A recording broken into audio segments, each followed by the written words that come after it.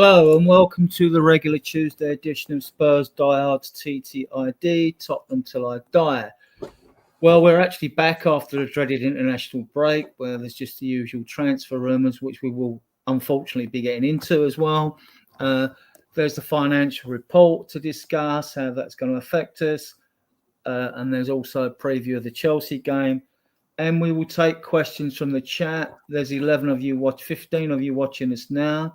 So those in the chat channel that aren't watching us on XCOM, get your questions in to me and James. I think Charlie will be on in half hour. He's busy. I'll introduce James and then we'll get going. James, how are you, mate? All right? Yeah, thanks for having me back on. Nice to be here. It was actually quite nice not having to watch Spurs for a few weeks, but, here we are. Yeah, I think it was a break. There were other channels going on. They found things to talk about, but we decided to give ourselves a rest. So we'll get going. We'll talk about the financial report. I've got a banner here somewhere. I'm flicking through. Did you see the financial report and leave his comments on it? Yeah, interesting. So obviously revenue's up, debt's up. Although my understanding is it's more complicated than just debt because there's a difference between net debt and all that jazz. I'm not an accountant. Yeah, to some extent he's not wrong. You can't spend what you don't have, but it's very tone deaf, I think, saying things like that. He obviously isn't very good at reading the room, I don't think. But I mean, yeah, obviously revenue's up slightly. That's to be expected. That was the whole point of the stadium, right? To maximize commercial and matchday revenue, which it is doing, and we are spending more money. But tone deaf comments, I feel. Yeah, he mentioned. The bit that fans will look at is he said a net spend since the stadium opened in 6 years of 700 mil. That's the net. He didn't say spend. He said invested in players. 700 million invested, which I think the choice of word there is important because the implication there is buying players is an investment for future profit. That's what it reads like to an extent. Well, actually, to clear this, because I went to transfer market today and I thought, right, I want to get this straight because I've heard anything from before Ange come in that we'd spent 685 million on 29 players, blah, blah, blah, which I could well believe. And then people saying we spent 300 or 400 mil since Ange has been in. He's useless because he spent all his money. It's not that he spends it anyway, but he'll take the blame for everything when things are not going well. So I went to transfer market, right? And I'll always back facts up because we're very fact conscious on Spurs Diehards, and we like to bring you facts and give you the links so that you can go and check for yourself if you don't believe what we're saying, or not that we're deliberately lying to you in case we're mistaken. So this is the state of affairs since 2019. We've actually spent, believe it or not, I know there's some out there might not want to believe it, 1,027 million on players, player sales, loans and fees, right? That's the sales and when we've loaned players and got them back, right? Now, one on players, right? Player loans and sale fees of that have been 327.17. If you take that off that, actually, when Daniel Levy says we've got a 700 mil net spend, James, it's actually 699 mil, but we're dealing with semantics here, right? So it is right. But if you divide that 127 million over the 6 years that I've done, right, I've got them written down on my notepad here, we spent 172 million pound a season. You wouldn't believe it unless you went and looked at the facts because of the crap we brought in, right? Yeah, I mean, we've done kind of what Everton did for like a number of years. We've overspent on pretty average players. I mean, we spent 60 million on Tongi and Dombele, who played like 20 games for us. Never really did a whole lot. Celso, Sanchez. Yeah, like stupid money. Yeah, 50 million, in theory, 50 million should buy you a player who improves your team. And we've seemingly managed to have terrible luck with transfers. Conversely, the cheaper deals, Vicario, Kulusevski, Bentancur, seem to have done quite a lot better than the big money ones, which is kind of amusing. But I mean, so we've sold 327 million since 2019. 100 million of that is Kane, right? Yeah. They're on about. We've sold 200 million worth of players. And we've shifted on a lot which kind of shows how poorly we've been selling the past few with years. loans and all that. Even though Lange has been here with loans, although these players are on loan, they haven't gone. And in the season since Lange has been here, I think we shifted 33 players. Right now, I mean, like a lot of about 10 or 12 of them might come back because they're academy loans and things like that. But you still get fees for them, right? I mean, so you know, we do get money back. I mean, like you take Højbjerg, he's on loan at Marseille, but because they don't want to break the financial fair play rules, they're not paying him for him till this season. This accounts like, you know, we start off this April. So like, and Gill's on loan for a fee, and Girona, because he's got a season-ending injury, I mean, they want to knock the price down, but for 12.5 million, if they don't want to buy him for that, then like, you know, keep him, loan him out again, because I'm sure other clubs will take him. Yeah. So I mean, I think European clubs take the piss when they all plead poverty all the time, you know, and then they want to charge you extortionate prices for their players, you know. Yeah, so, I mean, it's Premier League tax, isn't it? I mean, look at Southampton asking 100 million for Dibbling, like, you know, ludicrous fees in the Premier League.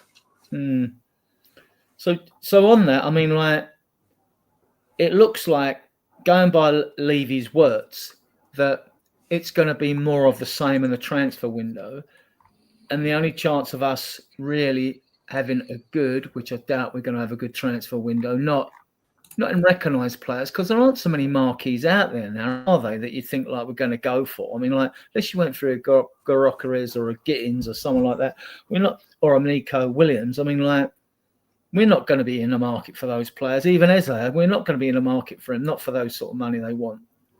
No, especially a guy like Nico Williams. Like, why would you leave Forest? You're going to be in the Champions League next season. You know, going to Spurs, even if we are doing badly, it is still a bigger club in certain ways, in terms of expectations, maybe. You know, why would you leave? Yeah, we're not going to go for those players. It's going to be the players that are maybe a level below who you hope can step up. And this is perhaps the big issue. If we're going to spend within whatever our means is, revenue-based, then you have to get the majority of your transfers right, and failing that, at least not lose a lot of money on the players you sell, which we haven't been doing over the past however long. We've done a lot of really bad business because we have spent money, quite a lot of money. You think Solanke, 60 million? I think, okay, signing. Johnson was 50 million. You know, we have shelled out quite a bit, but when you look at what we've got in return for that money, not good enough. We just got prospects in Gray and Bergvall and Spence, really, that have come on to add to all the young squad anyway, which could do with a bit of experience added to it, let's be fair. If we look at that, though, because, like, what concerns me is we're going to go on the market, but I'm also concerned because I watched the under-21s play every game last season, and I know we've got a lot of talent coming through. It's still a question whether they're ready. I'm very excited about them. They're the best crop I've ever seen at the club, and I watched a lot of academy games over the years. So my concern is about an academy pathway, whether Ange stays or goes in the summer. His job would probably depend on the Europa League winning it. If not, he may well go in the summer. But then you'd really want a manager in that's bringing youth in. And like, we've been linked with Terzin, the ex-Dortmund manager, and Areola and Frank and Silva and Inzaghi. I've got to be honest, none of them inspire me. The only one I like, who's probably unlikely, is Xavi, who played youngsters at Barcelona under a restricted financials situation there. He brought Lamal through, blah, blah, blah, and all that, and other youngsters through it in that team from their academy. But them other managers, though, Areola, Frank, I mean, a lot of fans are raving about Areola, not so much Frank and Silva. I don't really know much about Inzaghi. He's done okay, hasn't he, in Italy, though? Do you know anything about these managers? Yeah, bits and pieces. I mean, Areola, I like him, but obviously, again, he's stepping up completely different expectations, kind of similar to when we appointed Pochettino. But I'm not sure how consistently he can deliver over performances, as it were. I'm not sure if he can do that in the long term, so that's to some extent a gamble. Frank, I like. I mean, there's a bit of a misconception about Frank. He is like a very pragmatic manager. He is also quite defensive. He plays more Sean Dyche football than Sean Dyche has in the past while. Like, that's the kind of manager he is. Inzaghi, no, I don't like Inzaghi. There's like several other Italian managers I'd rather have. Not that they'd happen. I mean, I'd love Gasperini, but he would never leave Atlanta. So, but the issue is, of course, how do you create a clear line from the youth academy and the youth teams in the 21s to the first team? And I think, regardless of manager, there has to be a clear sort of idea of how you play football. If you want to go down the Barcelona route, where it's very clear you play exactly the same way at any level, you're just stepping up the quality, as it were. And there has to be sort of an emphasis on utilising those players from, the top, which, unless it comes from the top, it's never going to be ingrained in the club. Do you think any of those managers, though, say a Frank, who you just mentioned you like, or Areola or Silva or Inzaghi, are playing a style of football because they're restricted by what resources they've got? Or do you think they could possibly change their style if they were to manage a club like Spurs, who's got more in the way of money, even though we waste it? Yeah, I mean, I think managers like Frank, for example, are very much pragmatists, and they will adapt how they play. Same with Areola. I mean, his Bournemouth play quite chaotic football, which certainly is indication you can change how you play based on who you're playing. But again, it's you're going from a team who is predominantly the underdog to a team who, expectations-wise, is expected to beat 75-80% of the teams in the league. So it isn't just can they adapt their tactics, it's can they adapt how they handle the different expectations and the different mentalities, and also the egos. I mean, we have fewer egos at the club now than we used to, but we still do have a few. And you do have to be able to manage that and, manage the younger players, which management-wise is going to be a very difficult job. Whereas I think particularly at like a Brentford or a Bournemouth, you don't really have those big egos. You don't have as many different personalities to perhaps manage. So I think on that level, it's a lot easier and it would be a step up. So can they do that? I don't know. We'd have to hire them to find out.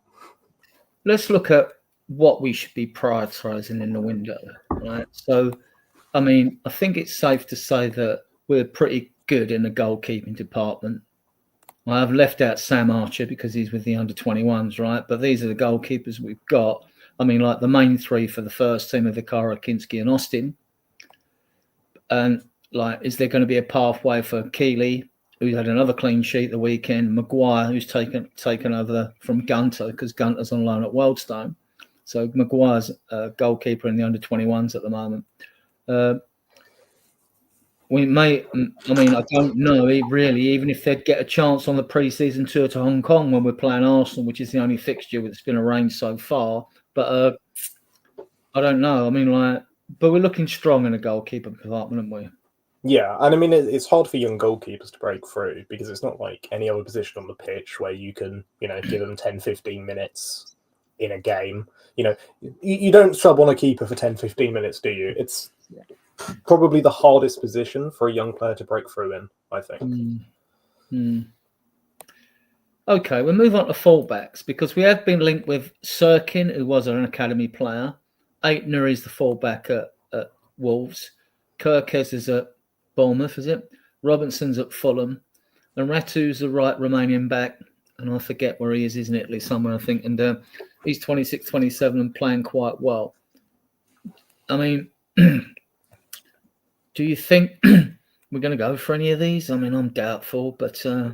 I think we're pretty looked after in the fullback area in a lot of ways. Like Doggy, Spence, Porro, even Gray. I mean, another left back would be nice, but it really does depend on if Davies stays. Because if Davies stays for another season, it's probably a non-issue, isn't it? Even if he's not. I think they'll keep him.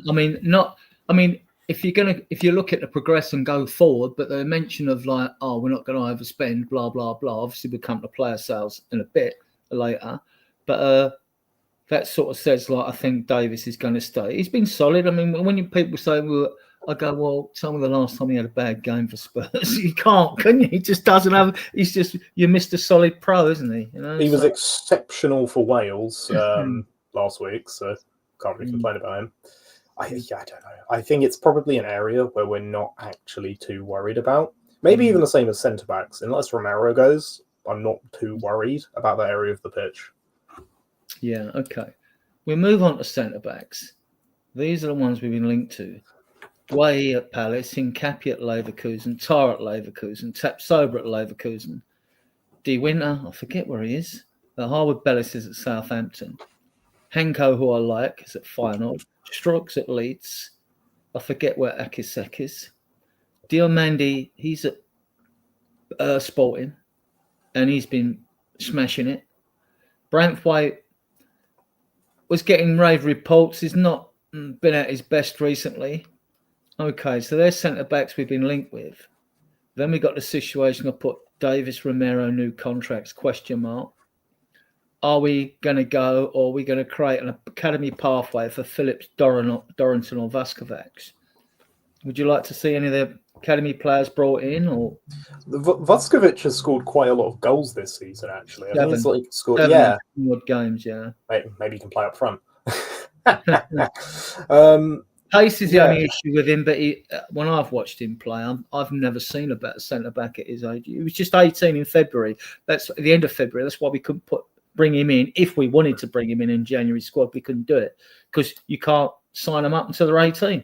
It's the law. Yeah. I mean, there's obviously the question of the step. It's a quite significant step up for any of the academy players. But yeah, I mean, they need to be assessed and given a chance. Probably, spend a season in the Championship like Vasquez, see how he gets on with that.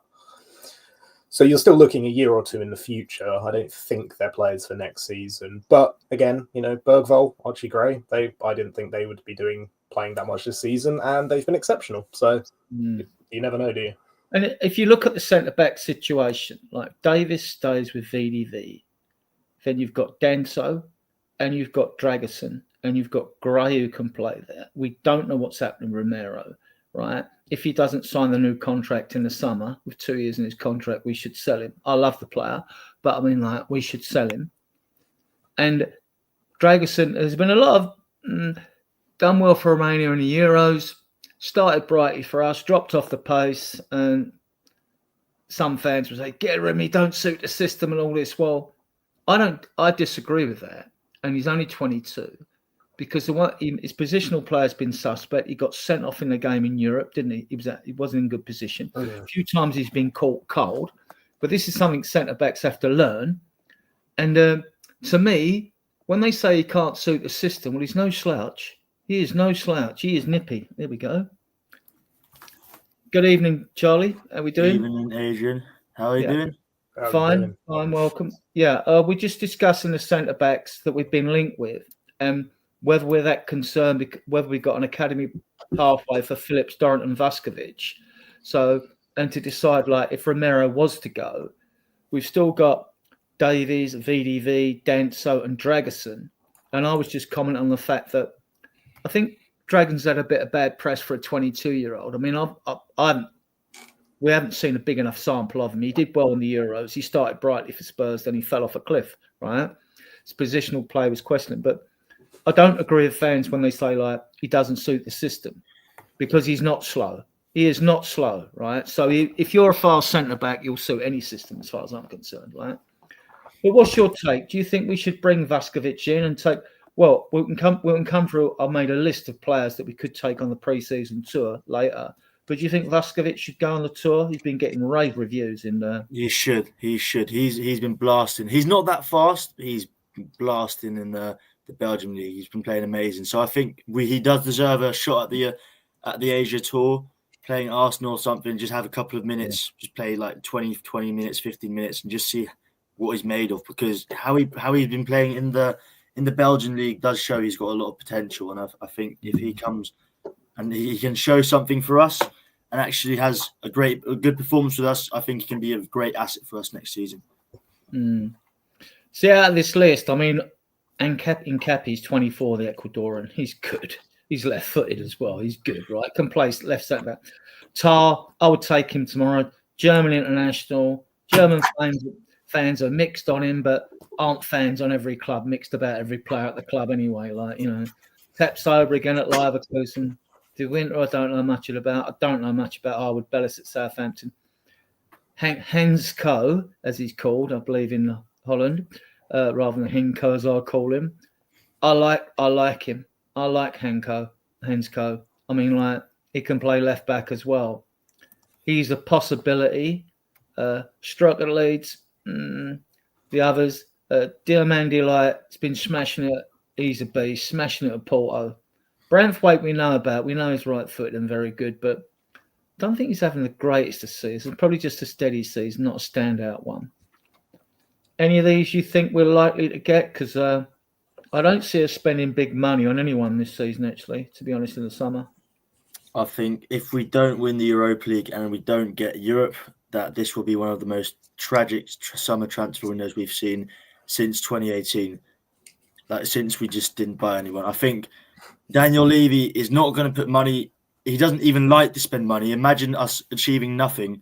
He just won't want to spend anything else. I reckon we'll get 3-4 players and it will just be set at that. And I reckon if Ange doesn't achieve higher than top 10, he'll even get sacked. So I don't really think this is going to be a very exciting transfer window. So I don't see us taking a lot of players this season. Well, we'll talk about sales later once we get through this list, right? So I'll stay with you, Charlie. Just come on. Midfielders that we've been linked with. Fratesi, I like that guy. Walton, promising. Bellingham, promising. Cardoso, doing well. He's getting probably his best reviews he's had. He's maturing.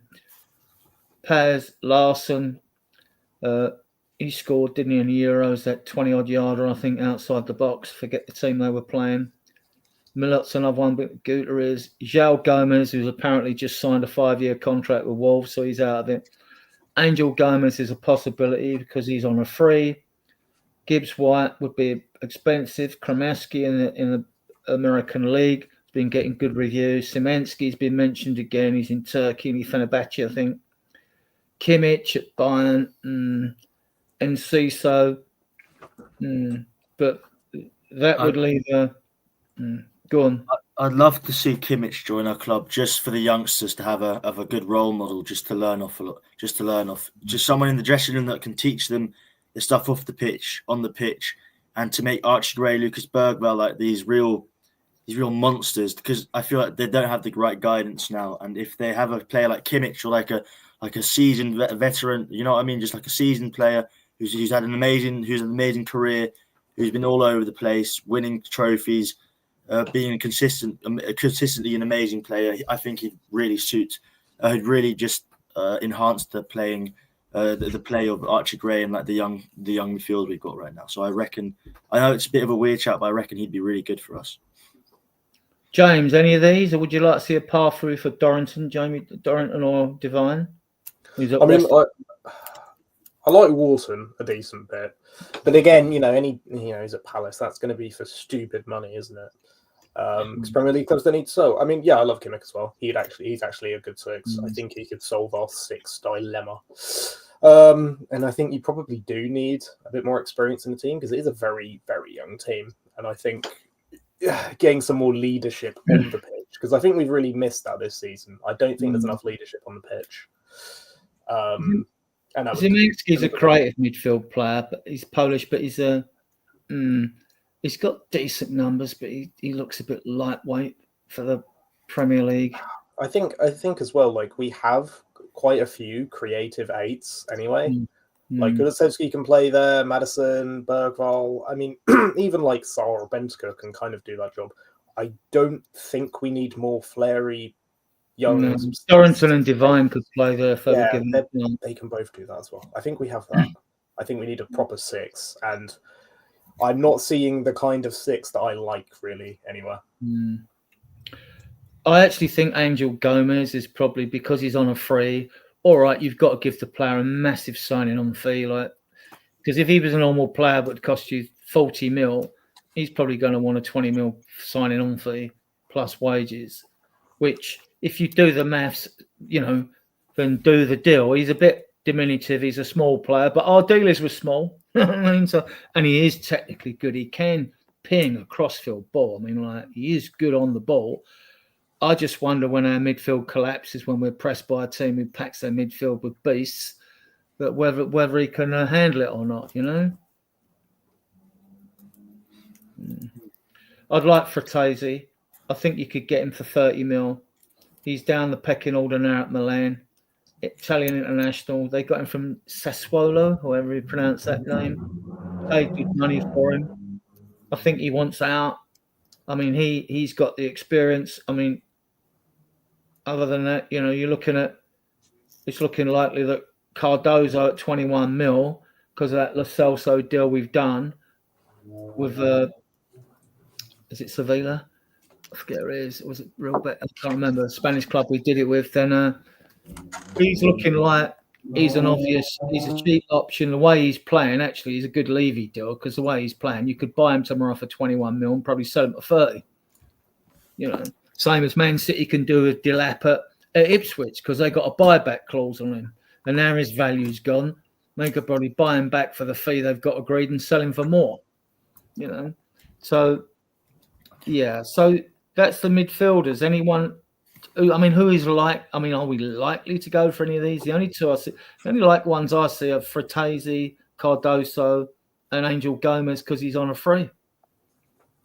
Do you think? I reckon you're right with that. I reckon all the English players playing in England are going to be a minimum of 30 to 40 million, and I don't think Levy wants to pay that big money, especially for youngsters, because Bellingham isn't going for less than 30, Wharton isn't going for less than 45, and I think Gibbs White, he's just been rocking. He's been very consistent and very good for Nottingham Forest. I don't see him going for less than 40 million, especially with Champions League football on the horizon. Yeah, but that already writes off them.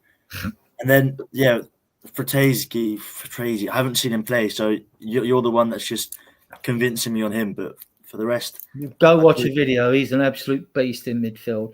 To me, he's like Højbjerg on steroids. And I wish we got a good Troida though. Last season, that would have been a great signing.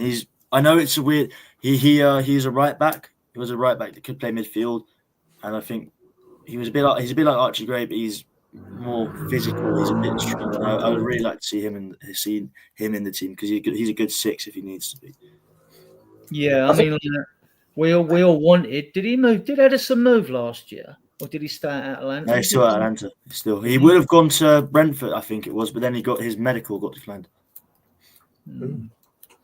It's difficult. It's difficult, speculating because we don't know who's going to be manager next season. We don't know what the European situation is going to be like because, it doesn't matter how bad we are in the league this season. If we're in the Champions League next year, that is serious sort of pulling power for players. And also financially, we'll be more willing to spend. The fact that we'll still have money to spend. If we've averaged 120 a season, that might drop it down to 80. But then you've got to look at, we'll come to what we could bring in, right? Because then afterwards, let's move on to wingers. Now, I don't think we're in need of a winger. Everyone says we need a right winger. I get that. But we've got Sonny on the left. Tell's better on the left if we keep him, which what I've seen so far, we send him back. But in his videos, when he's played on the left, he looks a player and a half, But he's not done it with us yet. He's got 10 league games and hopefully more than 2 Europa League games to prove himself if he plays in half of them. Eze looks no. Rooney Bargy we've been linked with before. Scott Olsen, but he's back in Belgium again. He didn't do so well Tyler Diblin, 100 million, you're having a laugh, right? So Jamie Gittins, 80 million, you're having a laugh. Semenyo again, he'd be 70 million, no. Coman, he's not exactly one for the future. Good player. Grealish is 30. There's rumours we're linked with Grealish, but come on. We're not bringing in a 30-year-old. Isaacson's just doing really well at Lazio, and because he's a new player, like the one season wonder, he'll come with a price. But James, are we going to make a proper pathway for Moore and Min-hyuk, who scored weekend in a 3-1 loss at Stoke with QPR? Nice goal. Moore should have played more this season anyway, right? The fact that he hasn't is baffling. Post what, January? Timo Werner being picked over him is a choice, a wrong choice. But yeah, Moore should definitely get more minutes. Super talented player there. I don't know much about Min-hyuk, but when you look at all these, a lot of names we're linked with. Jack Grealish. Well, he's 29, 30. Yeah, you're going to spend. Is Levy going to spend 80 million on him? He's not even really a winger. He's more like a wide player who wants to play in half spaces. dibbling for 100 million. Yeah, they're not going to sell him. They just don't want to sell him. You know, I look at all these players. I mean, I'd love Eze, but we're not going to go spend the money for Eze because Palace don't need to sell. And I mean, how much does he fit what, let's say Ange stays right? He's not really a super touchline wide player. So I'm not sure what he solves in our team other than being a good player. Then you just think, well, okay, you do Eze and then you don't sign anyone else or you sign a couple cheap backups. I mean, you know, that's probably not the best way for us to handle our business. What do you think of Eze, Charlie? Because I know he played well the weekend, so he's headlining it again and he's everyone's minds again, right? He's in the heads of Spurs fans. But I wanted him last season with a left back, right? This season, because we don't know what we're really looking for on the profile of playing we're looking for. With Sonny and Mikey Moore on the left, if we do keep Tell, if he turns it around, if he shows what he's shown in the videos, and he scored 2 goals recently for his under 21s in France when he played with Odegaard, played well as well for them. Do you think we really need an Eze or any of these really? Well, I think Eze is always good to have because he can rotate. He can play he can play as an AM. He can play an attacking midfielder. He can play as a left winger. And I've been an advocate for Eze for the last 2 seasons since was it the first season of Angier. I really want him to come. I think he'd bring a lot to our team. He's a very creative player that would just bring a lot. But I know what you mean with the left wing. We've got a lot of players, but I still think it's always good to have someone that's real class, because I think he's real class. Tell hasn't shown it yet. He could be real class. Don't really. I want Tell to succeed, but it seems like it's not happening. And then Odegaard, I reckon he's the only one I really see like creating a good career for himself here at Spurs, with more, of course. But for the rest, I think we do really need someone like Eze just to have some class, and that we actually know that he can put a great performance in, week out, and we don't have to rely on a bit of a dodgy player that just has some good spells and some bad spells. It's interesting about Odegaard,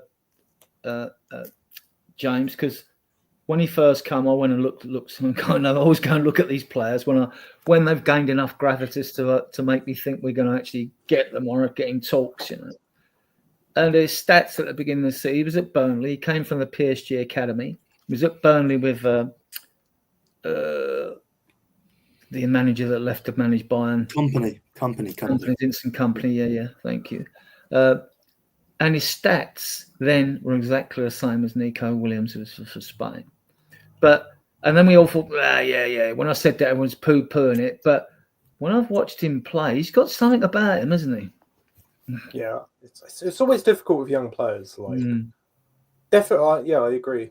Definitely. I mean, it's hard to tell how well they're going to progress and where they're going to take it. So I try not to speculate too much on them. But I mean, I do think there is a player there, and I do think that he'll progress. It's just, yeah, hard to say. I'm not a great judge of player. I've looked back at some predictions I've made before and been wrong. So.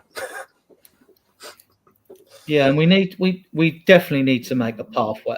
A good pathway for Mikey Moore, Charlie, don't we? We really don't know what we've got. Min Hyuk, I know he's fast. When I've watched him, he is fast, right? But haven't seen enough of him though. But true, yeah, I'd like to see Min Hyuk play a lot in Hong Kong or on the Asia tour. I'd like him to play. I'd like to see him play quite a lot. Same with like the youngsters. I think last season we didn't really give them a lot of opportunities to play. This season, I think we should let all the youngsters play, see what they're made of, and then if they have a crap performance, just be brutal and send them off to, I don't know, second division. You know what I mean? But I think Moore should stay as only because he showed this season that he's just a class player and he can turn into like this amazing, like, you know what I mean? He can turn into this one of a kind player. I'll stay with you on this list because we do need another number 9. And I know we've got others that can come through, like Scarlett and Lancashire, and Velez will either be sold or go out on loan again. If you can't get decent money for him, I don't know what we paid for him, but 8 million or something, not a lot. Yeah, well, like I don't think we're going to let him go unless we get our money back for him. So it might mean another loan somewhere where he's going to get game time. But Kuna's got a 62 million buyout clause, apparently. You've got Embuemo and Vissa. We've been linked with Delap. If Ipswich go down, you'd probably get a good deal for him, maybe 35, 40, if Man City don't buy him back and want to sell him for more. Sesko's out of our price range, I think. Vlahovic is interesting. I don't know if it's Angie's system. And Daniel 90 thinks I've got a photograph of him by my bedpost cabinet or something because I keep going on about him. But I mean, yeah, I like this player. He's when he come from, was it Fiorentina or yeah, was he come from when he went to? He came to Fiorentina and then he went to Juventus. Yeah, and like now they brought Moani in.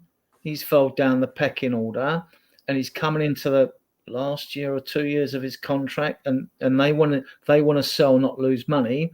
So they're talking probably 30 mil. I'll just snap your hands off for him for 30 mil personally. Even Ferguson at Brighton hasn't done nothing this season. Lookman's another one who went abroad. Amarodian, he's in Portugal. Turan, he'd be too expensive. He's in Italy. Jonathan David, he's on a free. Well, if rumours are if Barcelona are in for him, I think they'd look for better quality than him, to be honest. But if they're in for him, everyone else can forget it. Gyökeres, too expensive. Moyes Keane, done well on his move. But then what about the pathways for Scarlett and Lancashire, James? Yeah, it's tricky, especially when you realise we do have quite a lot of attacking players. And, where do they go? Like, are we able to shift on guys like Ritchie? And obviously that clogs up the pathway. I can't speak. Yeah, I mean, Scarlett and Lancashire definitely need chances, or at the very least, they need high-quality loan moves in the Championship. And you don't really want to block their progression, but at the same time, I agree on Vlahovic. I mean, I think that'd be a bit of a statement signing. And I mean, the last two Juventus rejects we signed turned out to be quite good signings. So you never know. I do like him as a player. Sesko, too expensive, good player. It's tricky because you do need more quality. And I'm kind of the mind of, well, look, we do need to improve our team for next season. The young players might be great, but I don't know if we can utilise them as heavily as perhaps we'd like, just because I do feel we need a lot more experience in the team than we currently have. Okay, let's play the numbers game. So, let's assume Romero's going. How much do you think we get for him? 60, 70, 80. Charlie? I don't think Levy's letting him go for less than 80. So I reckon 80, maybe minimum 70. I'm not going lower than 70. Let's be conservative. 70 mil, right? And he goes. I mean, there's rumours in, but you don't know. I mean, we know he loves Ange, right? We know that situation. And he's won a World Cup and 2 Copa Americas. So, I mean, the only reason I reckon Lloris stayed so long with us was because he'd won a World Cup. Or I reckon he would have gone earlier than he did instead of staying for as long as he could. Okay, say 70 mil. Basuma. Gone. I've given him away. No, we can't get more than 20 million for him. I think it's not going to be very hard. I'd love to get more than 20 million for him, but it's not going to happen. I mean, we only spent 25 on him, so 20 million isn't a big loss. I reckon we'll get a break even on him. I reckon that's the max we'll get. Yeah, I think he's got a year left on his contract in the summer.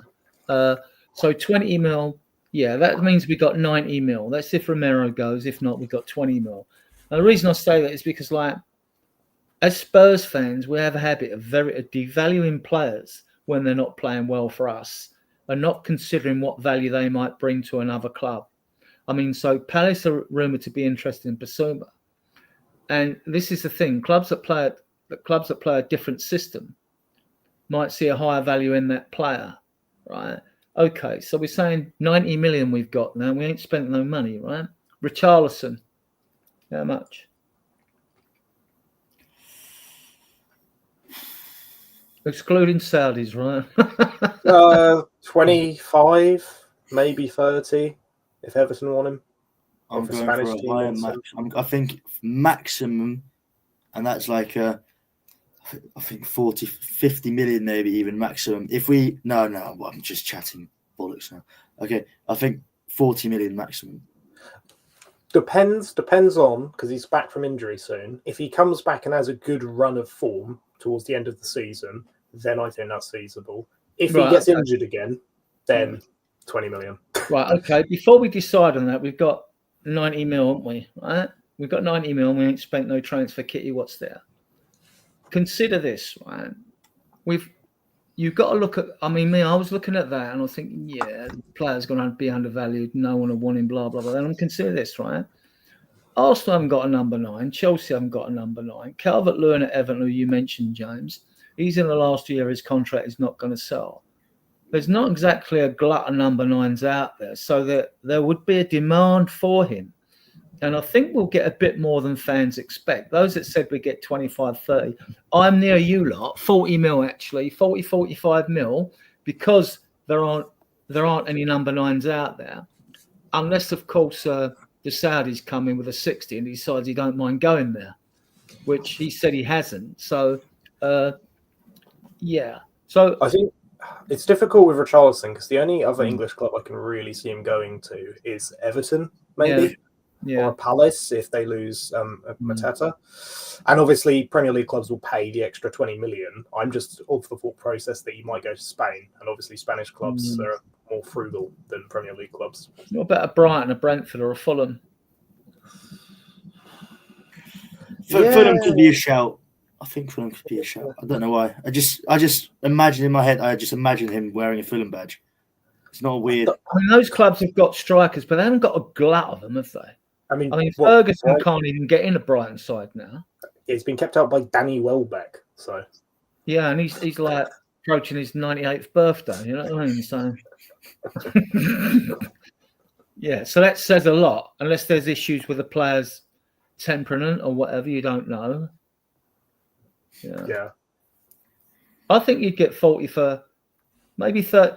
We could be talking add-ons here, though. You could be talking 30 with add-ons, 35 with add-ons, or whatever.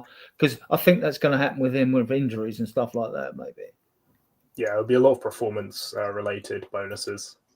So if we say 30 mil conservative, yeah, we've got 120 mil, guys.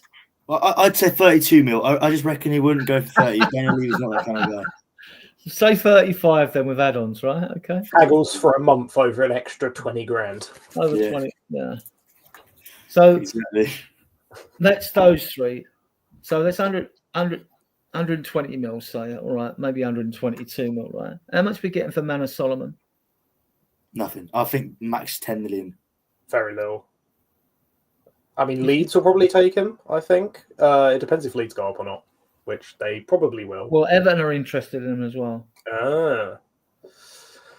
Yeah, 5-10 million. He smashed it. He didn't play well in his last game, but his goals and assists are excellent this season. Yeah, we'll get something from him, but not a lot in the grand scheme of things. It cost us nothing. I think we get 15. I don't know what you guys think. 15. You can go lower if you want. I think that's a bit high. I think 10? Maybe. Well, they do love him there. They do really love him there. So maybe because he's got. There would be a lot of clubs in for him for 10 mil for a winger. I think if Leeds go up, they would probably pay a bit more than 10 mil for him. Between 10 and 15 for him if they get promoted. That would make sense. If we say 10, we've got 130 mil, right? That's from sales. Right. So then you've got Gill, who hasn't been paid for yet. I know he's injured to the end of the season. We're supposed to have 12.5 million for him. Right? That's the price. If that got knocked down to 10, say, he's done well out there. I mean, the clubs will come in from. Spanish clubs have seen him. So what are you saying? How much we get? 8 then? Yeah, something like that. Don't know. Just Hill, man. All the potential in the world, and then just couldn't seem to touch a ball.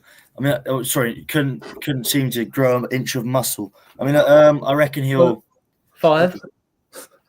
Sorry, 5 mil. Yeah, 5, like maximum 8. Yeah, reeks of like 10 million euros. Right, we go with 5. We've got 135 £8 million. I'm saying because that's 10 million euros. Exactly I hope this is going to cheer you. Like 49 of you watching us, which on a Tuesday night is excellent. Thank you for your watching. We haven't got so many in the chat. Most of you are watching us on XCOM. So we got 135 mil. Højbjerg's fees agreed at 8.5 mil anyway. That's got to be paid. So that's 142.5 mil, right? Right. So we've got 142.5 mil, right? If Romero stays, we've still got about 75 mil. We've still got about 75 mil to add to how much we've got in the transfer kit. You know, we may not spend 120 on average we've been spending, but I bet we're spending at least 80 of that. I will say, Adrian, that is if we're lucky if we get that much for Richarlison. Because there is a if we don't, I mean, like taking that 70 mil off, taking Richarlison out of the equation, we're still getting about 75 million for these transfers. You meant Romero, because if you get Richarlison out of the equation, it's like 30 mil. Romero out of the equation. Sorry, I've got them the wrong way around. Romero's out of the equation. We're still bringing in 75 mil. Well, I reckon Romero will stay. I reckon he'll stay. I hope he does. Because you're not going to replace him. No, we can't. We can't. Yeah, I mean, I don't know. I don't like how he acts, but that's footballing wise. Okay. Yeah, if you either like a player or not, that's fine. I haven't got an issue with people who like or dislike players that I like or dislike. It's not an issue with me because for me, is it worth the hassle of trying to find an as good a player as Romero? We won't because we'll have to pay way more. We'll have to pay like maybe 1.5 times the money we get for Romero, so it won't even be worth it. You know what I mean? Yeah, unless it's a youth prospect. But I mean, it depends if Real Madrid want him in all honesty. If they're willing, a youth prospect, then we've got to wait another 5 years. We can't really do that. Well, I mean, there's also the situation where you have it that if you wanted to dig your heels in like we did with Bale, if Real Madrid are that desperate to place Ramos, and actually Atletico Madrid seem to be the one who's more interested in Romero at the moment. But if both those clubs are in for him, apart from the fact they might get a bit of an auction going, but you know, you could turn around and say if you really didn't want to sell, you'd be gambling. We've done it before. You can hold the player to his contract for a year. Those two clubs would have gone out and got centre backs, and by that time, you might have very little options. Because although he's worth the money, the clubs that can actually afford to buy him, I mean, are really Bayern Munich. We don't need him. PSG, Real Madrid, and Barcelona. Juventus are skin, right?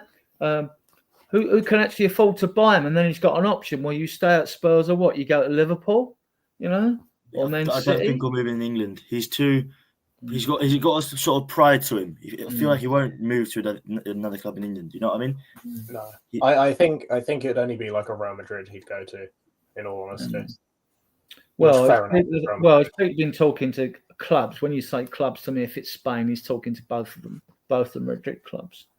I mean, I saw that Atletico Madrid are after Bentancur as well. I don't know what level of truth there is to that, but I mean, Bentancur does seem like a Simeone player, and then for him, you're probably talking 40-50 mil, maybe more. Yeah, I don't know. 2 years ago, I would have said 100% agree. And then this last season, he didn't have his best season. This season, not having his best season. So I think I wouldn't say 40-50. I'd rate 30 to 40, I think. Is that, James, what do you think of that? I mean, I don't know. I think just he's only got 1 year left on his contract, and they're offering crap! No, we should Leave should do something with that. No, it doesn't. Yeah, and he only cost us 16 mil, and I think if we got 25 for him at his age, is he 28? I think he is 28, 25, 28, 27. Yeah, I like the player. I mean, but again, this season, consistency, brilliant away at Brentford, dropped off a bit after that. It's inconsistency. But to me, I think he has shown that he's, for someone who's had an ACL, in the games he's played well, he showed that, like, hang about, it looks like, they all say, like, oh, you're doomed after you've got it, but he looked like he's back to me. But now he's got to show consistency. And when you're playing in a crap midfield that hasn't been consistent all season, you've also got the question of confidence as well. You know, so the players being used to playing together on a regular basis, which they're not. You know, at least 2 out of 3 of the midfielders should play more games, you know. Yeah so exactly. That was, where was we up to? That was that, wasn't it? Yeah. So the strikers, I mean, we need an experienced number 9. I mean, David's going to be on a free. Jonathan David's again going to be on a free, like Gomez is at Lille. I don't know if we're interested in those. I mean, this all depends on whether Richarlison goes. If for some reason no one comes in for Richarlison, then he stays. Because I think as well, like Solanke is probably still going to be a starter next season. Yeah. So whoever you're signing to either be a backup striker and a winger, or just to be a backup striker. Because we're not going to sign someone to replace Solanke after one season. No. So that kind of does make whoever you bring in a little bit of a tougher sell to them. Unless I think his stats are good anyway. His stats are good. I mean, he's let me come up. He's got 11 goals and 8 assists in all competitions. You know, so and his general all-round play is good. Yeah, so he's suit any system the way he works. Yeah, he's such a worker. He suit any system. Yeah, so this season's transfer window is in 2 parts. People, you couldn't make it up, could you? I mean, we'll be to accommodate clubs in the World Club Cup in USA. I think that's been brought in as part of deflecting what was a European Super League and stuff like that. So the window opens from Sunday the 1st of June to Tuesday the 10th. Why they just didn't let it run through where the competition was going, I don't know. Well, they think they're going to disadvantage the clubs that are away on tour. Well, you leave your recruiting team to do their stuff, don't you? I mean, what is this? This is bollocks, isn't it? I mean, like, more bollocks. And then 6 days later, I suppose the tournament's on 6 days. It must be 1 game each and then go through to a knockout stage because there's like lots of groups. I'll give you the groups in a minute. I know nobody's probably interested in them. And Monday the 16th of June to the 1st of December, which the transfer window always goes into a couple of weeks when the season started, doesn't it? So, yeah. What do you expect from FIFA other than this sort of utter nonsense? I mean, I think that's our Premier League. I think we set our transfer. That would be, I think, so as not to disadvantage Chelsea and Man City. 2 of the clubs that have took the piss, right, for how many seasons now, broke every rule in the book, and now we don't want to disadvantage them. We might as well, like pay for their flights as well. You know what I mean? So, yeah, drive them to the airport. Yeah. Exactly. Yeah. I'm getting the world's smallest violin out for Man City and Liverpool, and Chelsea being disadvantaged. For those of you that are interested, and I don't want to put the 50 off you off that are watching us, these are the groups. A, Palmeiras, Porto, Al Ahly, and Inter Milan are in Group A. That'll be Beckham's mob, I think. Is this the Club World Cup? Yeah. B is PSG, Atletico Madrid. That'll be interest. Botafogo and Seattle Sounders. Group C is Bayern Munich. Why is Chelsea in it? One question. Why is Chelsea in it? What did they do? I haven't got a clue. Anyone in the chat? Let us know. Group D, Flamengo, Esperance Sportive de Tunisia. That's a small name to sing, isn't it? Chelsea and Lyon. And then you've got Group E, River Plate, Urara, Red Diamonds, Monterrey, and Inter Milan, F, Fluminense, Borussia Dortmund. So Chelsea are there because they won the Champions League 5 years ago. Mm-hmm. Real Madrid are there because they won it 4 years ago. They always win it. Yeah, it's the most recent. We loan it to other clubs. They always win it, don't they? You know what I mean? So. The most recent 4 free winners of the Champions League, because Real Madrid won it twice. Then it's teams based on UEFA ranking points. And it gets weirder for other regions. Isn't this every year? And then you've obviously got to put American teams in because it's in America, and probably South American teams in because Fluminense are in there, right? And like maybe they've won their championships or something. No, there won't be another one. Like, please all and please no one, basically, because fans will look at that and think, oh, what's Wydad Al Ain doing in there? Who's ever heard of them? Like, you know what I mean? I mean, they might even be a team from like Africa or the Middle East. This team, they sound like they are, but I don't know. Yeah, I reckon there's a lot of Middle Eastern, Saudi teams, but I don't think there's any African teams. And then you've got Al Hilal down here in Real Madrid with Real Madrid, Pachuca and Salzburg. I mean, like, what a bollocks tournament! Sorry, seriously. I can imagine, like, mind you, if there's nothing going on, I suppose some of our fans over here watch that. But when you consider most of the Premier League slams can't even be bothered to watch England play. I mean, I'm not so sure what sort of an audience these are going to get. And they're all going to get about 90 or 100 million each for being in it. So if you've got, how they generate the money, I don't know. If you've got like, what we got, 8 groups of 32 teams, you've got to be earning a lot of money to give them teams all about, I mean, it might be if you win it. I mean, but they're all getting money just for going over there, but it's a lot of money. I mean, I read somewhere 90 million each or something, but I don't know if that's true. I don't know if that's true.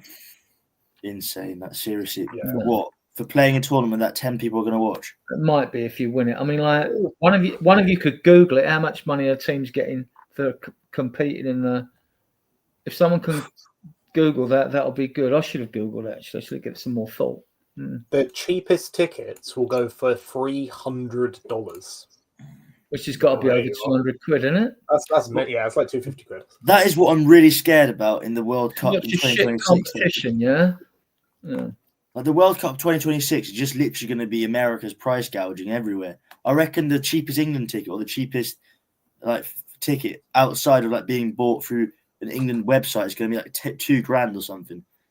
I'm not looking forward to that. On that, I mean, like I was saying, I mean, I'm probably totally wrong here, but I was saying to another chats have been on that. I would have thought that although we're going to Hong Kong, which we always go to Asia at the moment, we haven't been to the United States. And what with the World Cup in there next year, it would be good for Spurs to go and just flash their brand about over there, you know, because we have got an enormous amount of Spurs supporter clubs in America, and we have got the fastest growing following out there as well. I think it's partly to do with the NFL and all that, you know. Oh, where's Tottenham? Oh, I'll support that team then, you know. So, yeah, that's just a theory, right? Yeah, so we're on that. Go on. Yeah, it's always Arsenal going to America. It's never Tottenham. We're always in Asia. Yeah, I find there are a couple of African teams in the tournament, by the way. Yeah, there's more Middle Eastern teams. Makes sense. of course. It's just ludicrous. I know they're spending a lot of money, but are European teams going to care? I mean, even back when you had the Intercontinental, they're going for the money, right? Are they going to really who's going to go hell for leather in that competition when they've got a league to start again? And then no rest for the players, start another season, no rest, the World Cup, right? It's a meat grinder, isn't it? And we suffer because it's poor quality of football affects us. You know? And we just get injuries every other week.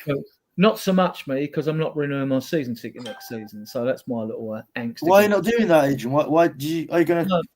No, I can afford it. Oh, no. Look. Done my bit. Why are you getting rid of it? Not that you can't afford it, but why are you getting rid of it? My angst with the club is different to most of the ardent supporters out there. I'm not an ardent leave you out. I'm just certain things have pissed me off. Right, the culture of the club towards fans and stuff like that, more than the Levy thing. Although if he goes tomorrow, I don't care about Levy, you know. But it's just that. So, you know. So you're just going to give it away to someone, or just going to throw it off? I'll let it go. Well, if I look at it, look, I've done the maths as well, right? So basically, this season, apart from sellout games, like say when we're playing Man United, Man City, Arsenal, Chelsea, or whatever, right? Whoever's playing really well at the time and the crowd gets boosted, you know, when you're at stadium, right? Our average gate's been 61,300, right? Well, the capacity is 62,850. So you're looking at they're not selling. They're the gate. That's the gate, right? So they're over nearly 1,500 down on the stadium for every home game. Now I'm looking. Well, if I'm a One Hotspur Plus member, revert back to that. I'll be able to buy a ticket on a Monday and Tuesday. I might not get to the London derby of Arsenal, you know, things like that, or I might not. On the other hand, out of them 1,500 that are empty, I mean, you've got to take in consideration, well, how many of those seats have already been sold by the club, but people haven't turned up or they aren't there? So they've got the money anyway. I don't know those maths. I don't know them. So, but I'm not renewing my season ticket for personal reasons, and I will probably go at some games next year. I might not. I don't know. Yeah, I reckon it's way cheaper just to go to a couple 4 or 5 games next season instead of buying. You know what I mean? Because if I'd have come on Hotspur now, the only game I couldn't get a ticket for this year was Arsenal at home. The rest could just get tickets for all of them. And that's understandable. So, like, so I mean, you should still be able to get tickets for games. Obviously, if the team flies, the tickets get snapped up quick. If you're doing really well, and then and at least in the early rounds of the cup, the tickets are sort of half price. My average ticket is I think mine's about £70 a go. It is a lot of money. So you got 18 home games, and then I'm automatically keep my seat for all the cup games as well. If I get a ticket for the final, if I do, when we get there, the Europa League finals, my prediction, we're getting there, we're winning it. If we get a ticket for that, would I go to no, I'd give the ticket to a fan. Would you not go? Probably not, nah. It's worth Well, it is, but like, I haven't renewed my passport, right? So I'd have to get either a 1 yearly pass, if they still do them. I don't know if they still do them nowadays or not. You used to get these yearly ones, didn't you, just for going on holiday? Which they'd probably stick you up for, like, just because you're only getting a year one. Yeah, I mean, I know a passport renewal's like £80, something like that. Yeah. I'm devastated because my final exams end on the 23rd, but the game's on the 22nd, so I can't go and if we make the final, I can't go and watch. You'll be watching it somewhere, though. Sorry? You'll be watching it somewhere with a beer to steady your nerves. 100%. Oh, but then I've got geography day after. Can't. Just hung over in a geography exam. Yeah, exactly. Where is it on the map? Right, okay. Just on the subject of the tour, I'll get some names. Who would you like to say out of these to go on the tour? You've got Vuskovic, centre back. Divine, number 10 midfielder. Abbott, smashing it at Notts County. And he is like a DM midfielder and can play centre.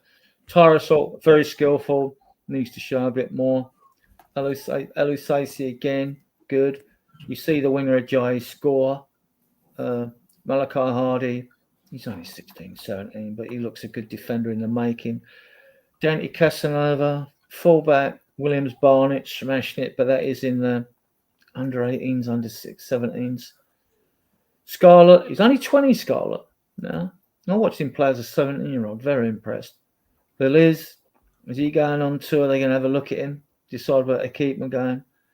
Then you've got Ashley Phillips doing okay at Stoke, even though they're struggling in relegation zone. Dorrington scored the weekend for Aberdeen. I think he scored the first goal. They won about 4-1 or something. Jamie Donnelly, yeah, I mean, like that player. Liking him as well. I think he's one to watch. Killer through ball on him. Lancashire, I like that player. 23 league goals last year, over 30 in all cup competitions. Keeley, Josh Keeley, goalkeeper. I think he's kept 14 clean sheets for Leyton Orient, which is excellent for a goalkeeper in that division. 14 clean sheets. And Mikey Moore, I could eulogise about Mikey Moore. I am a real big fan. Right? He absolutely has to go. I mean, I think you need to take. I mean, whoever the under-21 coach or manager, or Wayne whoever Burnett. it is, yeah, I'd say to them, if I'm the manager, give me the top 10 of who you think should go, and I'll take them. Something like that. I want to come look, but give me who you think. I'll come look. Take quite a few. I think ultimately, especially if there's going to be players who might not be staying, take the youth instead. Let them develop a bit. I mean, I do think the fact that we're going to Hong Kong to play Arsenal is ridiculous, by the way. But, give them a chance to play some actually decent quality teams, because I presume a few other Premier League teams will be flying over to East Asia for these idiotic fixtures. So, yeah. Let the youth play. Take them. Let them experience some football and see how they do, because then we'll have a decent sort of gauge of how well they can perform if we need them in the actual season. Well, James, sorry. Good. You can see him behind that. Obviously, I want Vuskovic to go, and I'd like George Abbott to go because he's done so well at Notts County in midfield for him and that. And as he's like DM, aggressive midfielder, can sit in a back four as well. I think they should have a look at him, especially as we need a bit of bite in midfield. Torresol, you can loan him out. Alosaisi, good. They're good players. Jay, you see him score that goal when he jinked and the 1-2 and slotted it against Elfsborg. Hardy's too young, I think, 16, 17. Casanova fullback. Could have a look at him because the one thing in their academy hasn't really produced or you haven't heard raves about is fullbacks. Every other position there's been rave reviews, So Williams Barnett again, he's in the under 18. So Scarlett, yeah, give him. I mean, but we've only got the one game sorted out so far, haven't we? Arsenal. You want to be playing at least 3 or 4. And then last year we came back and played QBR and we played up in Scotland, didn't we? So Angel want to play games. So I wouldn't be surprised if we play 6 to 8 games. And if we get a few here, and I would like the team back a month before the season starts. And I don't mean before the transfer window ends because the transfer window goes into the first couple of weeks of the season. So I've always wanted the team back a month. And then if you're going to play games then get all your money earning tour games out of the way to make Levy happy. And then come back and play some domestic games. Play QPR again or play Aberdeen again or whatever. Play those teams. Yeah, I mean, put money on their gates because they'll come to see us play as well.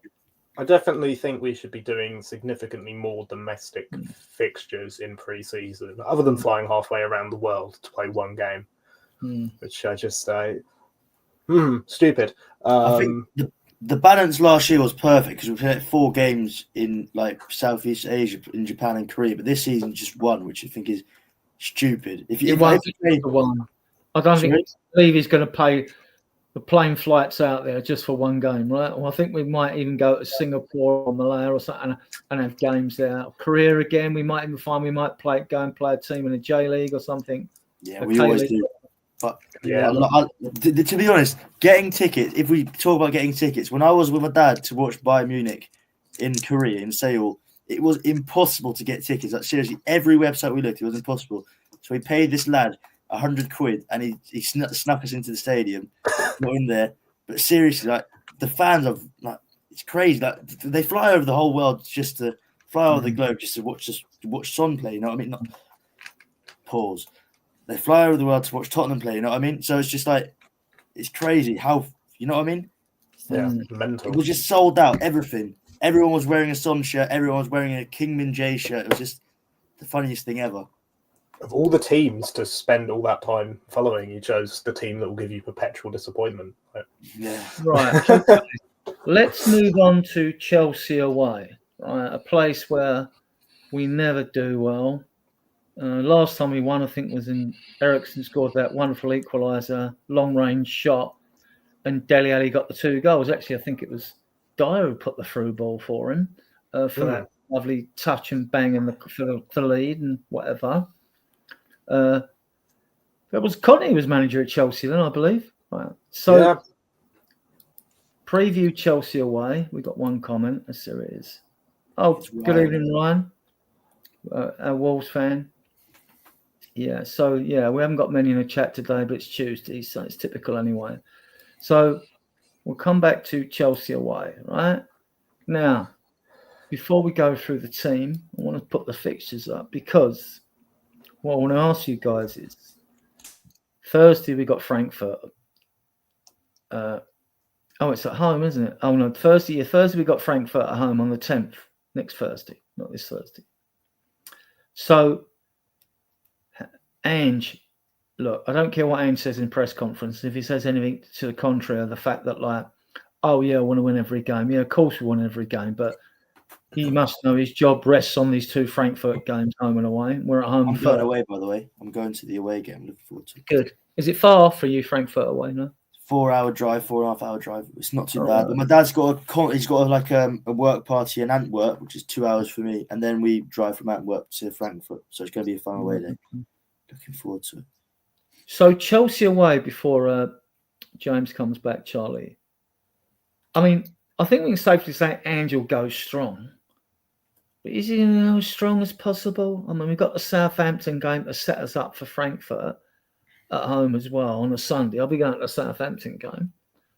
Do you think you really go that strong against Chelsea, or do you think, well, What I hope is as strong as he can. I don't think he will personally. He'll go as strong as he can. I think no one will be out and moan about the team. I think it'll be a strong side. We'll pick the team in a minute, but the thing I want, the thing that I would like to have is that we don't rotate like 50 players. So we basically just play the same team 2 games in a row. Because every time we play a good game with our starting 11, we seem to just completely muddle it up. And the next game, it just seems like we don't know what we're doing and we lost the plot. So I reckon we'll beat Southampton at 5-0, and then Andrew will like change the whole back line, or change the whole midfield, or change the whole attack, which just completely mess up our game against Frankfurt. I just want 2 games in a row with exactly the same squad who know how to play with each other, and just, you know what I mean? That's what I want. James, do you think we'll go? I mean, knowing that we've got Chelsea, then Southampton at home on a Sunday where I'm going, then we've got Frankfurt at home. I'm going to that as well. So, do you think Ange will really go at his strongest? Then it's in the mind of us Spurs fans what we consider the strongest team ever, because we all got players we like and dislike. So, do you think he's going to go super strong against Chelsea, or? I mean, it's what 1, 2, 3, 4, 5 fixtures in 2 weeks, right? That's a lot of football. So you kind of have to rotate no matter what you do. You can't go weak against Chelsea unless you want half of the fan base to want you beheaded. They want to lynch you. Can't do that. You have to actually put up a fight. Southampton are in the kindest way possible. The Scummers are terrible at football, so I think even our under-21s could batter them 9-0, and I hope we do. So yeah, I mean, jokes aside, I think you can probably rotate 1 or 2 players, not the whole team, just 1 or 2 players to keep their legs fit, or 45 minutes, take them off. Ideally, we can be up a few goals at half time, and then Romero can come off for 45 minutes, all that sort of jazz, that game management. Frankfurt, you go with whatever you think your best 11 is. Wolves away, Wolves having a pretty poor season. I think maybe you can get away with, again, not the whole team, 1 or 2 players, just so we're fully fit for the Frankfurt game away. Because I think even if we get a 3-4-0 win at home, I still think the away leg's going to be very tricky, because they are a very good side, Frankfurt. Frankfurt 4-0 at home would be the most lucky day of our life, because we're not. I reckon it's going to be a draw. A 2-1 win at best, but a draw I reckon it's going to be at home. Yeah, I'm not. I don't well, like they sold Marmoush to Man City.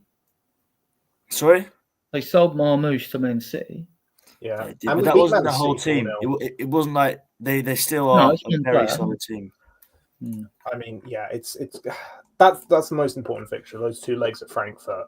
But you can't say give up against Chelsea. Thankfully, I think Southampton, being the game right before the Frankfurt match, we've met them before in Europe and knocked them out. I mean, like, I don't know how many times we've met them, but I remember when Hoddle was playing. That's going back a bit. I don't remember that age. We needed the away goal, 2-1 away to go through. It was. Right. So on that Chelsea game, and it's without knowledge of Angie's press conferences tomorrow, right? The only injury was we got a Dragerson and Kulu. Don't know the state of Kulu's fitness, but he's been tweeting that like he's sort of okay, but then is Ange going to play him or risk him against Chelsea? I mean, I think any doubts you leave him out. I'm exactly with you, Adrian. I think if there's one bit of a doubt and we play him and his niggle turns into a massive injury, we've lost him for the rest of the season, and Europe's going to become 2 times harder, because we are not. Without Kulusevski, it seems like we don't really. I mean, it's not just the home game where Kulu really is a big plus for us, is in away games. Because he's an out ball as well. Apart from Solanke, them 2 are good out balls to have. I don't think he gets intimidated either by certain atmospheres, whereas some of our players do. And I think he's one of the mentally stronger players we have at the club. So he is crucial. Yeah, like, look, if the medical team, all 5 of the interns say, 100% he'll be fine, then that's one thing. But if there's any risk to it, save him for Frankfurt. Okay, let's go through possible selections then. Goalkeeper. It's got to be Vicario, isn't it? Against Chelsea. Always. And then I'd say Southampton, Kinski. I put Southampton against Southampton. I put Kinski. Really? Rotating goalkeepers. But do you know why? Because Vicario, of course, broken his ankle, and I think just to give him some time, because a broken ankle just doesn't fly off. You know what I mean? Like my brother's had one, and it just keeps coming back. Like it's just a recurring injury that always seems to hurt. I think it would make sense in a way because Kinski's not in the Europa League squad. Is he not? No, Didn't know that. No, was he cup tied? Was he left out? He did play against City in the cup, or was it City? I think we just left Vicara and Austin in there to make room for Spence and Danso. And Danso's homegrown, but I still think you've got to make room for him as 23. Did he? Spence has Kinski's not in the squad. And who else? The three that came in were. Remind me in the chat if you're there. Danzo, Kinski. Spence came into the Europa League squad. Yeah, that's it. Danzo, Spence, Tell. And Tell. Yeah, I think Tell came into the Europa squad. Yeah. So Kinski had to drop out. Oh, that makes sense. So we're going to Vicara, so that might be a good call with Charlie and Kinski against Southampton if you're going to give him time, right? Yeah. Mm-hmm. Fullbacks, which two are we picking against Chelsea? Let's see if Gray don't come into the equation, but I left him out for a reason. Right. For me, Udogie and Spence. Yeah, exactly. So I was about to say that. Yeah. Yeah, I think Porro could do with a rest, a longer rest, actually. And less risk playing Porro against Southampton as far as I'm concerned. And then if you play him against Southampton, you can go Udogie and Spence against Frankfurt. I think as well, Chelsea away is one of those games that's a little bit less about quality and a bit more about the sort of other aspects. Yeah, it's a bit more about the really, isn't it? Yeah, and physicality. And I think Spence would be well up for it. Spence, I love him. He's so fearless. He's just what he does on the ball. It just seems like he wants it. Just fights for it. You feel like he sees. Kick it in a touch. If he's got three men around him, he won't kick it in a touch. You try and get rid of it. He's got the energy of a guy who's had like 20 points in Wetherspoons. He's just ready for anything, mate. He's locked in. I love Spence. He's got that energy. Real derby player. He's quiet about it as well. So. We're in agreement on Udogie and Spence. Okay, centre backs. Now, the usual. I'm just going for the usual. Yeah. It's Chelsea. I mean, I think he goes strong. I think it'd be VDV Romero. Yeah, 100%. If you don't go for him, he can change it against Southampton if he wants, but I think it's Chelsea. Fans will demand that those two play. Really, he'll know that. He might pick one over the other. He might go VDV Danso. But no, I think it's a game you need Romero in. For all of whatever you can say negative to Romero, he does love a big game and he doesn't mind a proper slide tackle. And I think Chelsea away is a game where you need a guy who looks like he might start a fight with you. He loves Chelsea. I think he hasn't actually on the yellow cards. I mean, and I think this is mainly because of I've got it up here somewhere. I'll just keep the track. Mr. VDV. Since Van der Ven's come into the squad, Romero has been so much more mellow. You know I mean, if I had to play with Eric Dyer, I'd probably be quite stressed out. Yeah. We never played him, did he? But sorry. Yeah, go on. I mean, the only reason I'm saying that with Romero, who on here, have I got him down as a yellow card? One. He's got one yellow card this season. Yeah, and Bentancur's got 8, right? And so has actually Bergvall, but Bergvall's got 4 in the league, right? If Bentancur gets 2 more before the 32nd game, there's an automatic 2-match ban. Right. So that's half the games it's a 1-match ban. 19 games halfway through the season. If you got 5 yellow cards before the 19th game, you get a 1-match ban. When you get to the 32nd game, if you've picked up 10 cards, you're banned for 2 of the last 6 games. So Bentancur's in danger of picking up 2 more. And in midfield, it's easy to pick up a yellow card, right? Basuma again, but Basuma always gets yellow cards. He had 3 suspensions last year, which is a disgrace, right?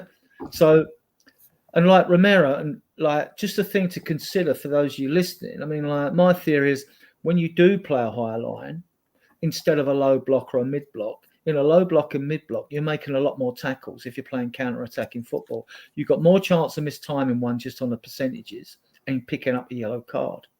I mean, but also Romero's been injured for a good part of the season. That's another reason why he ain't got one yellow card, but he's just got the one.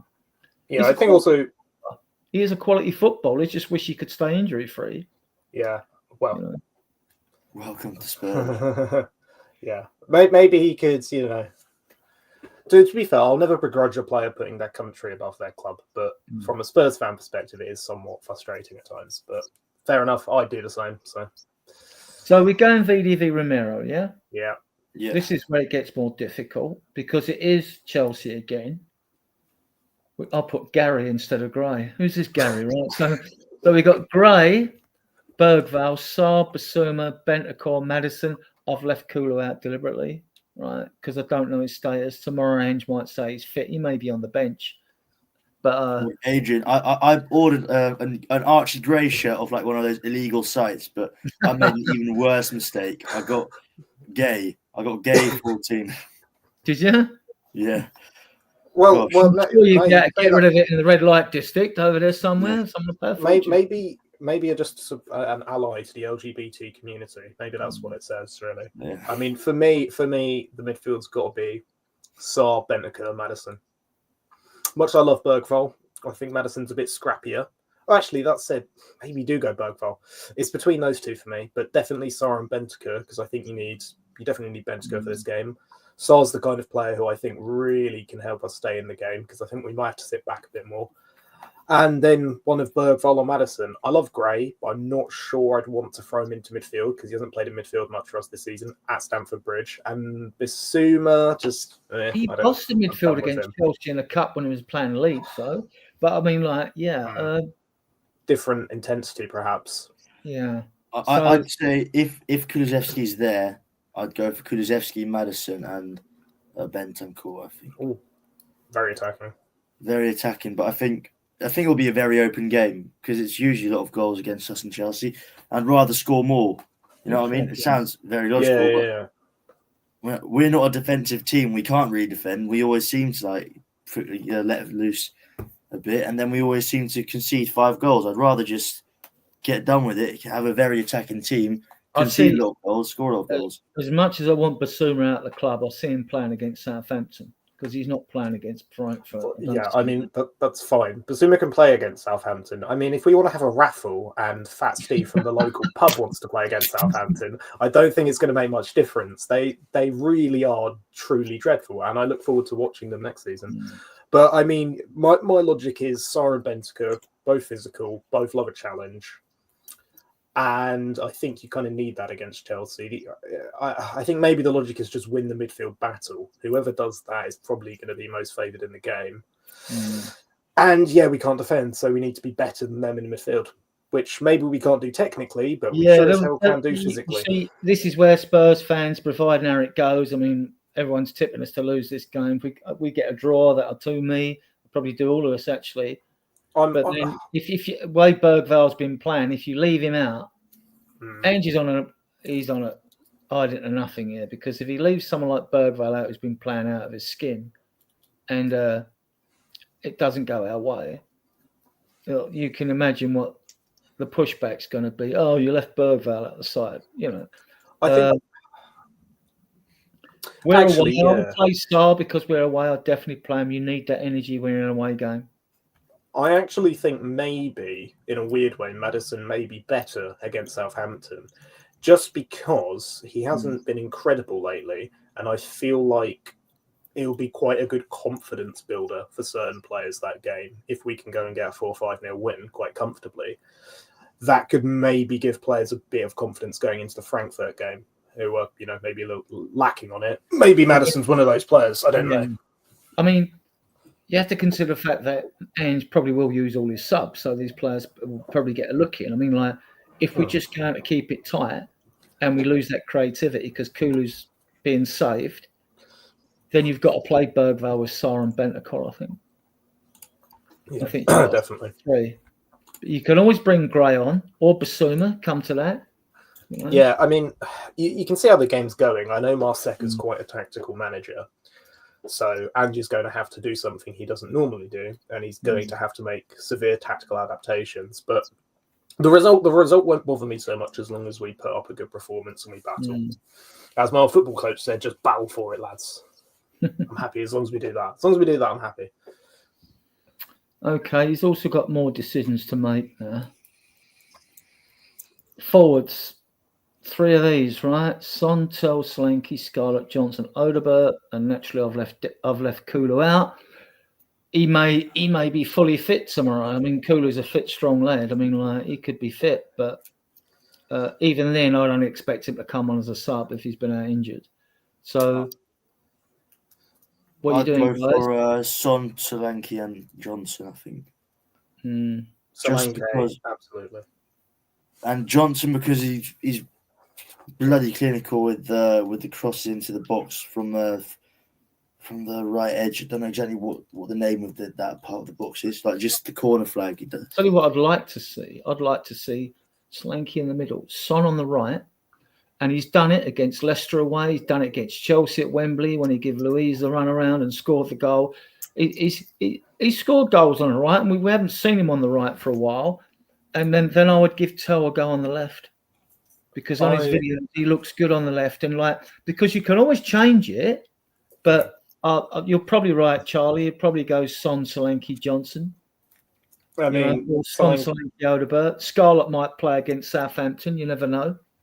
So on Johnson, right? You got a break from Brennan Johnson for 2 weeks. I didn't. He was appalling. I wouldn't say appalling. He wasn't very good for Wales, and a lot of Welsh fans were asking, so why is he so good for Spurs and bad for Wales? I'm like, no, this is just Brennan Johnson all season. He is very good at crossing and arriving late, definitely, and I could see him scoring, actually. But for me, it'd be Solanke. I would maybe put Son on the right, and then I'd go with Odegaard, because I think Chelsea will play quite a high line, and I would just like a player who's going to go for it, try and beat his man, just bomb down, because I think that might be the only way we really get a goal in this sort of game. This is Johnson this season, 14 goals and 3 assists in all competitions. That's a fantastic strike rate for a wide player. I know it's not all competitions, but I think he's got 9 league goals, which is 1 in 4 was always considered good for a wide player. So he's got them in the 9 without the added goals. His assists are lacking. I didn't want him at Spurs. He was one player I looked at. I thought, don't want him at the club, and he's come. Watched him last season. He got 5 goals, I think it was. We'll see. You must have a higher ceiling than Werner, right? You've got to be better than Werner. This season, he's put some quality finishes in. He's not just a tapping. You've got to have anticipation and the instinct to get in the box and be in the right place. So he's no mug. We want to see more for him. But my argument has been, though, when I've watched him, and if you've been at the stadium or you've watched him, Charlie, even when Werner's played, you'll see it all through the game while the back four's trying to play out from the back and making fans have palpitations, right? While they're doing that, right? You've got Werner and Johnson hugging the touchlines, right? They're hugging them. And that's got to be an Ange tactic. Because, when teams are in trouble, and if Kane was up front as a number 9, he would automatically come back. No one complained. He'd come back, defend corners and things like that. But Werner might do a little bit of tracking back himself. He's not involved. But, to me, the best game I thought Johnson had when he didn't score was against Man City in the League Cup when we done him 1-0. He grafted in that game. So I don't know if he's being told to do this or not. Having said that, you shouldn't have to be told at times during the game you should use this. Where's your football IQ? So I've gone for not wanting Werner to being half in, half out with him. So, we'll do a player's assessment at the end of the season. I've been Werner out since last season. I think he should. Oh, Werner, I'm out. Yeah. Oh, you said Werner from that. That's why you said that. Oh, so I meant Johnson. I'm like that with Johnson. No, Werner. I thought Adrian, what's happened to you? No, Werner, Richie, I'm out definitely. I mean, Timo Werner could always go be a model. I mean, he's not bad looking, is he? Not a football player though. Johnson, I'm being harsh because he's got 17 goal contributions. That's excellent. He just never excites me. And I mean, he is a very young player, and I do feel like perhaps he's being isolated a little bit at times on the pitch. That's a good point, actually, James, because when Udogie on the left doesn't invert, he hasn't got the technique. He's not bad, but he hasn't got the technique that Porro's got. So Udogie, you'll find Maddison plays centre, he drifts left, so he links with Udogie and he links with Son, and that's good, right? On the right-hand side, Porro inverts. So then Johnson's isolated. Now, when Decky used to play with Porro, they used to get overloads down the right-hand side and the right wing. You don't see that now because Porro seems... Why Porro doesn't do that with Johnson, I don't know. And like he either wants to cut in and be a hero and score a goal, or he has put some nice crosses in Porro. He's a good crosser. You know, he's superb technically, actually. I think he gets isolated a lot in games, and then he tries to do something, it doesn't quite work, and then I think it affects his confidence, and then he almost stops wanting to try and do things because he's always in positions where it's very difficult for him to do something. He should be confident with 14 goals and 3 assists though this season. Yeah, I don't know. I mean, confidence is different for different people, right? So you don't know. I think we'd be better if our wingers didn't hug the touchlines and actually they played narrower because Solanke would get more support. You're narrowing the gap between passing the ball to your number 9. Even if you're playing it to him to get the 1-2 so as you find a bit of space to get a shot off, right? So, yeah, I mean... I think this is like the big issue. A lot of the time, our frontline players look very isolated. They look very far away from each other, and I felt like still listening. If I can get your Earl, I'll make you a mod in the channel, mate. Right? But I need your Earl, mate. Okay. Cheers, mate. Anyway, let me know. I felt that with Son at times this season. He's looked isolated, and Johnson as well at times looks isolated. A guy like Odegaard, he can be a little bit isolated, and it matters slightly less because he's really quick and he is better. He's very good dribbling wise, but I do feel like Johnson, he's not the kind of player to run past 3 people, right? It's almost as if Ange wants Aaron Lennon, young Aaron Lennon. Right. But anyway. Okay. Until we get a game, I haven't got much more to talk about, and I don't want to waffle on. So, predictions. When we go first, I'm going to 1-1. Charlie? I think it's going to be way more. It's going to be a very high-scoring game. So I'd say 3-3, and if we're lucky, maybe 3-4. But I'm going for a very high-scoring game. And you haven't had a drink, no? No, that's a Jägermeister after school. No. Oh, right, of course. That's what all students should have, Jägermeister after school. We're in the final week, so everyone's just drinking away. So yeah. Bottle of Glen's vodka, mate. Bad memories of that. What am I going for? I'm going for a 3-2 for Spurs. I don't like predicting losses. Okay. So. I won't predict a loss against Spurs. That's why I went for a 1-1. Only because I really want something for the game. I just want us to don't want us to lose before Southampton. I just want us to gain a bit of momentum, and confidence before we get to the Frankfurt. I think even a draw, like a 2-2 or a 3-2, especially if we got like a late equaliser, that could almost feel like a win, as daft as it sounds. No, it could feel like it's like drawing against Arsenal. Do you remember? It's like when we drew against Arsenal in 2022. It felt like a win.